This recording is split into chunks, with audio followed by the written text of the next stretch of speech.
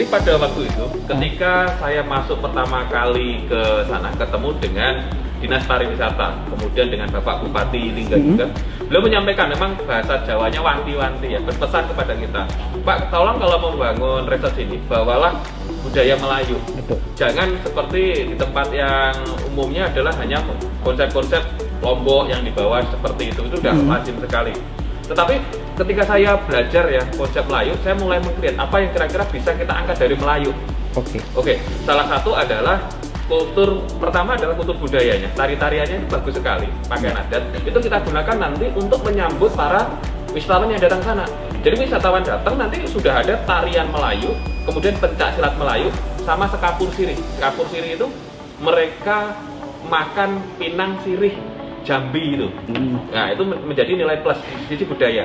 Kemudian dari sisi kultur bangunan, kita juga angkat topi Melayu yang segitiga itu, kita jadikan yang pertama adalah topi kebanggaan atau semacam nilai historinya tinggi sekali. Itu kita jadikan di gate pertama. Jadi masuk dari dermaga, gate-nya sudah bentuknya adalah topi Melayu segitiga. Kemudian yang kedua saya gunakan juga untuk membangun salah satu villa yang segitiga itu konsepnya juga dari topi Melayu. Terus kemudian ada villa yang lain, itu saya juga berpikir bukan hanya sekedar villanya bagus cantik, tapi semua villa harus punya cerita. Jadi punya gambar gitu ya. Salah satu adalah villa di sana bentuknya kerang. Kerang kami modifikasi jadilah villa di sana. Kemudian ada villa lagi di sana karena di Kepri itu terkenal dengan siput laut yang namanya gonggong. Ini di tempat lain kadang jarang ada ya. Hanya di daerah Kepri saja. Ini gonggong ini juga kita jadikan, kita modifikasi. Ada yang villa biasa, ada yang menjadi villa private. Jadi hampir semua yang kita tanam di sana ya, kita bangun di sana, semua mempunyai cerita. Jadi harapan kami selain sekarang bahasanya adalah ikonik, Instagramable ya, tetapi ketika orang tanya, oh lihat ini, oh ini kayak kerang, oh ini bentuknya dari gonggong, semua sudah ada gambarannya seperti itu. Kita malah disupport sekali ya pada waktu itu beliau, Bapak Vincent, beliau adalah Dirjen Pariwisata Asia Afrika. Beliau udah berkunjung ke sana juga dan sangat mensupport sekali dunia pariwisata. Apalagi begini, di masa pandemi ya, ini saatnya adalah berbenah. Jadi termasuk di Pulau Katang ini adalah momen yang bagus. Harapan kita sebagai pembisnis dan selaku pariwisata begini. Ketika masa pandemik memang dunia pariwisata mengalami turun. Sehingga kami saat ini fokus membangun sarana prasarana infrastruktur. Harapan kami ketika nanti pandemik selesai, kemudian fasilitas di dalam itu sudah bisa digunakan. Itulah orang puncak-puncaknya. Ibarat hari ini sebenarnya banyak orang itu pengen berpariwisata, tetapi mereka masih takut pandemik, mereka seperti punya dendam. Sehingga ketika nanti pandemik sudah dinyatakan sudah clear, inilah puncak euforianya berpariwisata. Sehingga pulau kami menjadi salah satu pilihan. Dan yang kedua, orang ingin berpariwisata sebenarnya saat ini mereka punya ambisi besar. Tetapi karena memang pandemi, salah satu pilihan yang bagus adalah yang sifatnya pulau. Karena apa? Kalau kita pergi ke pulau, itu tingkat keamanan itu jauh lebih bagus ya dibanding kita di tempat pariwisata yang di situ sudah banyak sekali orang berkumpul. Risiko terjangkit kondisi pandemik seperti ini itu lebih besar.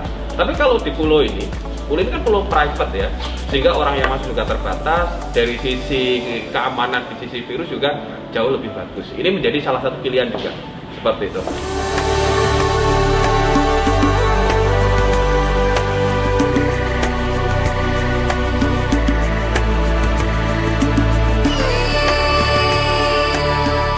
Pemerintah sangat support sekali ya. Memang ada beberapa wilayah, terutama yang kemarin dikejar oleh pemerintah. Salah satu Bali, kemudian ada Labuan Bajo, kemudian di Kepulauan Riau, Kepri, Bintan, Batam dan sekitar. Karena itu memang market asing yang kondisinya bisa dikatakan ketika pandemi adalah terpuruk. Saat ini Pulau Katang juga sudah menyiapkan itu semua, termasuk dari sarana prasarana. Harapan kami nanti ketika penerbangan internasional sudah mulai open, tamu-tamu itu sudah mulai masuk ke tempat kita. Mulai dari kita persiapan di sana juga sudah bekerja sama dengan tim kesehatan kecamatan setempat. Jadi harapan kami orang masuk nanti sudah ada namanya protokoler juga. Jadi setelah masuk ada tesnya dan lain sebagainya. Setelah di dalam pulau nanti ada namanya setiap berapa hari sekali ada tim medis yang akan membantu itu semua. Jadi kayak semacam klinik kesehatan. Ini yang harapan kita. Ketika nanti sudah dibuka ya, sehingga tamu-tamu itu bisa nyaman di tempat kita dan mereka punya ini semacam kenyamanan dalam berpariwisata dan ketenangan hati. Karena sekarang ini sebenarnya banyak orang pengen pariwisata, tapi kembali lagi mereka takut dengan namanya pandemik, namanya COVID. Ketika kita memperlakukan sebuah sistem edukasi kesehatan, kemudian kita rutin melakukan tes kesehatan juga, ini yang menjadi nilai plus di dunia pariwisata nanti. Kalau saya ditanya ke depan, pasti hampir semua media nanti akan kita lakukan sama ya, karena kembali lagi sebuah bisnis apapun itu butuh namanya promosi. Kita akan gandeng, mungkin termasuk YouTuber, semua medsos, aplikasi ya, tentunya kita juga akan masuk ke ranah sana. Kemudian semua berita baik itu online ataupun yang cetak offline, kita juga akan bisa masuk ke sana. Karena itu memang kita butuh untuk melakukan itu semua.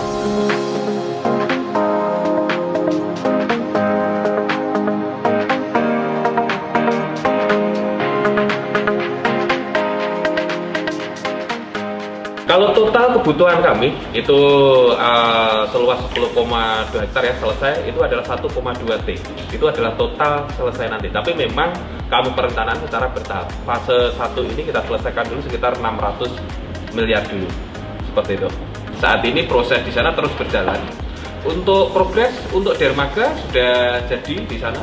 Kemudian sarana prasarana seperti jalan, terus progres juga sudah bisa kita nikmati. Sampel villa di sana juga sudah ada. Kemudian hari ini yang kemarin baru bisa kita pakai untuk konsep restonya. Dan untuk fasilitas umum yang lain ini terus berprogres karena memang proyek ini jangkanya panjang, sekitar butuh waktu sekitar 3 tahun untuk bisa menyelesaikan itu semua.